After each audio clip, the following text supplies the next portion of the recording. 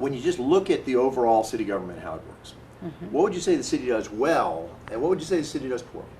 Well, you know, I'll tell you, that is one of the reasons why I tell voters that I am the most qualified and prepared candidate for this job, because I know the good things that we've been able to do in the city of Tucson and where we need more work.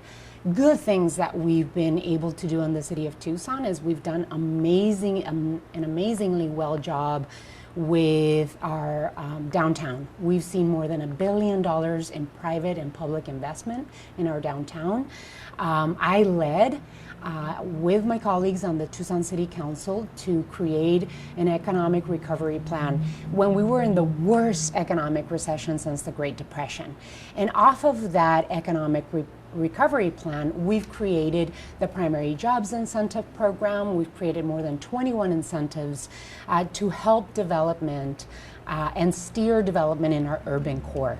And so we've done that very well. We've seen more than 85,000 high-wage jobs in the city of Tucson created because mayor and council have been working hard to make sure that we've created that prosperity in our city.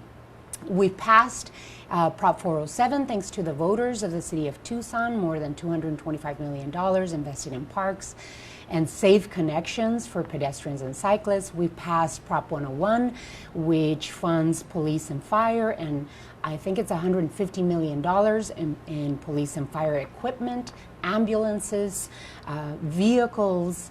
We're going to build a few stations, fire stations in the city of Tucson. We passed Prop 409, which invested $100 million in our roads. Where we need to go is that we need to urgently and boldly create a climate action plan in the city of Tucson. We've done well with protecting our water resources for future generations in the city of Tucson. I led, along with my colleagues on the council, to create a water service area policy where we protect the desert environment and fiercely protect our water resources and funnel development into our urban core. Now, what we need to do is, one, create a climate action plan that is bold, because we know climate change is happening. And we need to install massive solar installations in our city, plant 1 million trees by 2030, electrify our bus system and our vehicle fleet, and create water harvesting projects in neighborhoods, because we see pockets of heat islands in our city. And so we need to do that immediately. We have to have a livable community first in order to continue investing in our prosperity. What I see in our economic development strategy is that we have not done a good job in working with small, locally owned businesses and startup companies. When I'm mayor, I will work immediately to make sure that we have an incentive program for small, locally owned businesses comparable to what we do with developers and companies that have chosen to relocate here in Tucson. What we need to do is continue investing in our quality of life issues, continue hiring more police officers, firefighters, continue improving our parks. Those are issues that the community wants to see much more road repair. We've done well, but it is only a tiny fraction of what we need to do to continue repairing our roads and creating complete streets, to be honest with you. We just talked about this yesterday at the council office, at the council meeting, and complete streets cover not just the road, but the sidewalks where the bike lanes where bicyclists use, the sidewalks that people walk and connect to transit lines. And so there's much more we can do, and when it comes to economic development, it has to be a 360-degree approach to economic development. So those are the areas where I'd like to work on. Affordability is becoming an issue in the city of Tucson and throughout the state of Arizona. I've been a champion on the council for affordability, for affordable housing for seniors and families. We need to address that further and work with communities communities to make sure that we're investing in neighborhoods, in areas that are very unique to Tucson. So those are some of the issues that I'd like to continue working on. Now, when you mentioned the props, some of those they passed, but some of them passed by kind of tight margins. Does that suggest that there are things you need to do to build confidence in the city among the voters? We've been very lucky to have the voters of the city of Tucson trust city government for the past 3 elections. The one that I think of that passed just barely was Prop 409, which was a few years back. And ever since then, Prop 101 passed with at least 15 points. Prop 407 passed with a comfortable margin. And so what I see is that Tucsonans are feeling good about where we are as a community. And we should. We are a unique, beautiful city, and we are in one of the most prosperous times we've seen in decades. Like I said, I know the budget, I know the departments, I know the neighborhoods, I know the stakeholders in our community. I would be able to take the wheel from Mayor Rothschild and start working on day one. Being an elected official, it takes a learning curve. I've been there for almost 12 years, but it took me at least two years to kind of get to know what the job entails and learn how to get things through. And so I have that leg up from my opponents that I know city government. I've been here with the community, and I know what is the next level of prosperity and progress, and I have a vision to go there. Now, when you talk about how city government is organized, when you look at the city manager running the day-to-day nuts and bolts of the city, what do you see as the role of the mayor in all that? It's a very important role. Just like every council member's role is very important. So the mayor sets the vision and the tone for the city of Tucson. And so the city manager is the day-to-day administrator of our city. The mayor sets the vision, and the position of mayor really is one that we can convene groups. We can direct and work with nonprofit organizations, the business community, neighborhoods to set a tone and set a vision and set goals for our city to accomplish. So the mayor really, and the mayor is a representative of the city. One of the things that I've worked on with Mayor Rothschild is I've gone to economic development missions with him to Mexico. We're 45 minutes away from the border, and Mexico is our #1 trading partner. There's no reason why the city of Tucson shouldn't be the hub for Mexican and Canadian companies to relocate. We can and should do much more in economic development with our #1 trading partner, our neighbors to the south, and we're logistically an absolutely amazing location. We have I-19 that connects us to Mexico. We have a rail line that connects us to Mexico, a rail line that connects us to the East Coast and to the West Coast. And so our geography is a blessing. We just need to work. As a mayor, you need to hustle for economic development opportunities and for Tucson companies to be able to expand to Mexico and Canada. And so that's something that I'd like to work on. Those are the issues that a mayor can take a position on, can have a vision on, and move forward diligently. Now, to some degree, you've kind of answered this continuously through this, but what do you see as some of the new emerging issues to be dealt with? The new emerging issues, climate change. I believe that Tucsonans have climate change on their mind. We have seen a UN report about the urgency of climate change and what it's doing to our climate. We have seen reports that Tucson is the 3rd city that is heating up most quickly. And so I believe that, and I do too, I believe that if we do not tackle climate change boldly, we will not have a livable community. Our water resources are very important for our community to continue to succeed. So those two issues, what I, as a mom of two that has two children in TUSD schools and public schools, not only do residents, but companies are very concerned about the state of education in Arizona. And so as mayor, you can do that too. You hold a bully pulpit to push for continued work as a community, as a state, to continue seeing investment in our public education system, because I'm the product of a public education system.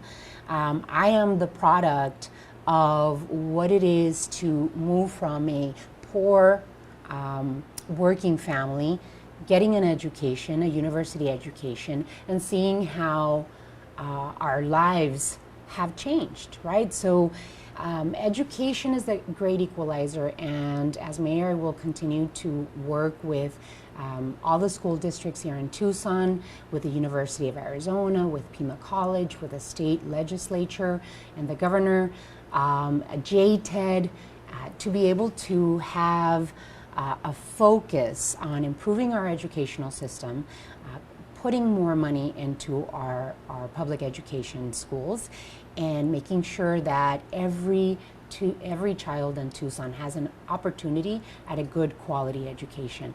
And then, of course, lastly, people want to see continued investment in our roads. When I'm canvassing door to door, knocking on voters' doors, and I ask them, what are your concerns? Those three issues always pop up, and it is the responsibility of the city of Tucson, according to our charter, that we provide a good transportation system and transit system, good public safety, and good parks for quality of life. Now, on public safety, we often hear the police are chronically understaffed, trained officers end up lured away to other agencies.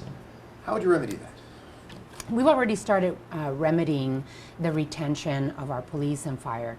Our officers are very important.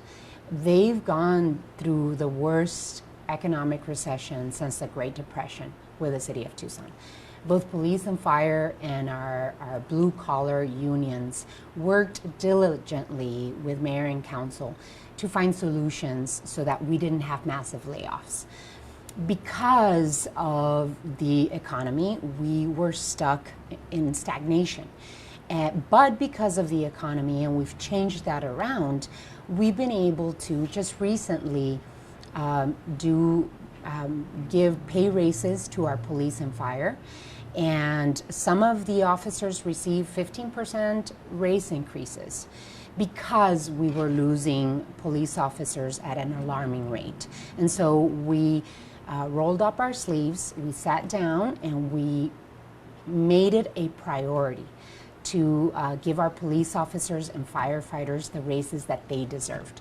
Since then, our chief of police has told us that we are seeing more officers that left come back because they love Tucson Police Department, they love Tucson Fire Department. We have one of the best police departments in the nation, best fire departments in the nation. And now we are also working on raising the wages for our blue-collar, frontline city employees. And so I've led, along with Councilmember Cunningham and Fimbres, on bringing the minimum wage up to city employees to $15 an hour. So we need to continue working. We've done good. It's a good step in the right direction, but we need to continue hiring police officers. Every year we must budget a class for police, and then depending on the need for our fire department. And we need to look at a potential dedicated funding source that we work with police and fire to find extension of Prop 101, which funds police and fire for their equipment. But is there a question? to the community if they want to also include management and operations of our police and fire department. So there are many ways that we can continue forward. The good thing is that we've moved in the right direction, and we've included a new class for fire and a new class for police. We've hired 10 additional community service officers in fire and police to help us with our parks. And so above and beyond what we need to do, but continue working on including additional fire and police officers. And to be honest with you, we also need to make sure that the departments that suffered greatly during the Depression, like our Parks Department, also sees continued investment in our community. Now, another issue you sort of alluded to throughout, but what do you see as the best way to handle growth? We're doing excellent with our urban core. Like I said, we've seen $1 billion worth of investment in our downtown area. What I see the needs to do is we need to continue targeting corridors in the city of Tucson that have not seen that type of investment. There are corridors like Grant and Alvernon, like Oracle Road, First Avenue, Stone, areas throughout Houghton Road, Swan and Golf Links area, and beyond. There's certain areas of the city that still need investment. What we've asked the city manager to do is, and we've took this off of, we're using 12th Avenue as a model and the Sunshine Mile, which is Broadway, as models so that we can replicate those programs that we have now, that investment that we want to see there now, recreate it throughout the city. And so we're calling them economic investment corridors, that we want to target those areas, encourage and incentivize businesses to invest there, and maybe change parking, and have individualized parking, have a different type of planning in those areas where we could have many different uses, reuse and repurpose older buildings. I'm just thinking of Grant and Alvernon area and seeing that empty Fry's there. What we could do there, we could create an urban village there, have small businesses in the first floor. We could have housing, a mixed of income housing in those areas, and take advantage that those areas are connected to transit lines so that we could have transit-oriented development in those areas. So we need to see continued investment outside of our downtown throughout the city of Tucson, and use the same type of investments and incentives that we've used downtown to see reinvestment in other corridors of our city. Now, as you probably know, they have the supporters of the Sanctuary City Initiative have put in their signatures. Mm-hmm. It seems like they've probably got enough margin to get it on the ballot. What's your feeling about that initiative? Do you support it, oppose it, or why? And why? Well, I feel very close to having the city of, leading. Let me start again. Go ahead. Having been on the council for almost 12 years, I've led on the issue of protecting immigrants, refugees, and asylum seekers. I led on opposing SB 1070, which is the crux of the dilemma in the state of Arizona. The city of Tucson was the first city to take a position against it, and we joined other cities throughout the United States to help repeal it. We weren't absolutely successful, but the city of Tucson, we created an immigrant welcoming community. With that immigrant welcoming resolution, we also worked with many different groups and the police department to change the TPD's general orders to make sure that we're protecting victims and witnesses of crime from being asked their status, protecting juveniles from being asked their status without an attorney or guardian or parent present. We have also made sure that police, when they stop someone for a traffic infraction, they give them the ticket and don't have to ask for the status of people. And so this is an issue that I've cared about deeply for a long time, that my colleagues on the council and the mayor have continuously, unanimously approved all of the steps that we've taken on protecting our immigrant community.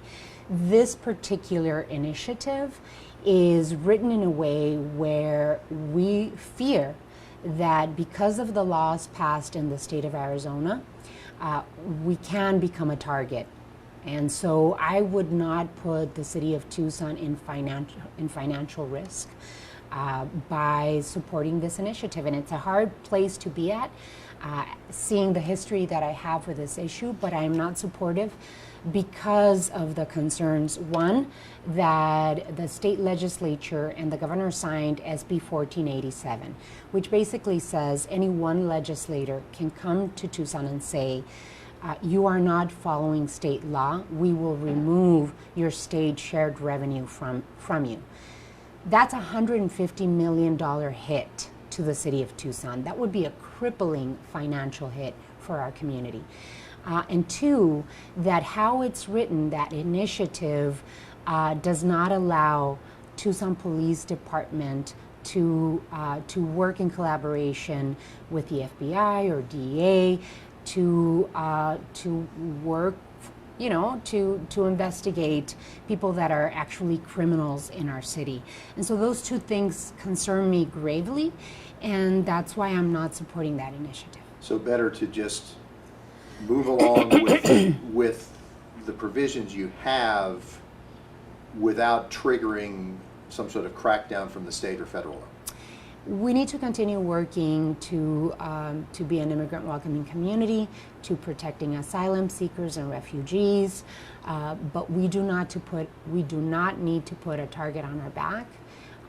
With the Trump administration being so aggressively against communities like ours, we do not need to put a target on our back with this particular initiative. It could be financially crippling and really affect negatively the people that we're trying to protect.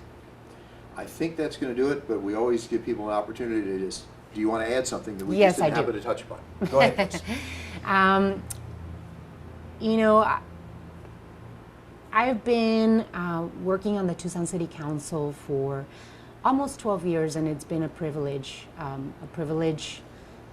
of my life. And one of the things that I tell people when I knock on their door and ask for their vote is that besides the 12 years that I've been on the council, for 25 years, I've been a public servant, and I've worked with many communities throughout our city. I've worked diligently to protect, to work to invest in neighborhoods in our city, to serve my community as a public servant, either as a student organizer or a public servant at Pima County for 10 years, putting kids to work, working with neighborhoods and reinvesting in their neighborhoods. As a city council member, we went from the worst economic recession since the Great Depression to one of the most prosperous times we've seen in decades. So besides being a council member, I've invested my life. I chose to serve my community, and this is what I love doing. And it's prepared me to go to the next step, knowing what I need to do as the next mayor of the city of Tucson. Another thing that I tell them that differentiates me from the other Democratic candidates is that I've chose to run as a clean elections candidate. And that is a big deal because I've pledged not to take any corporate PAC checks. I've seen that money in politics have been dismantling our democracy. It shouldn't be the person that has more money that wins. It should be the right person for that job. And so that's why I believe in a clean election system, and the other two candidates chose not to do it. I believe that we need to make a point that we are not taking money from corporations or special interests. And then the third thing that I would tell people is that, we have an opportunity here in Tucson to make history. It's not the most important, but it is time. It's time to elect a qualified woman that is prepared to be the first woman mayor of the city of Tucson. So we have the possibility of making history, and I think that's important. Not the most important, but something that, it's time for our community to take that next step. We've seen it in Chicago, we've seen it throughout the country, and it's an important step for many people to have the possibility of having a qualified woman become the first woman mayor of the city of Tucson.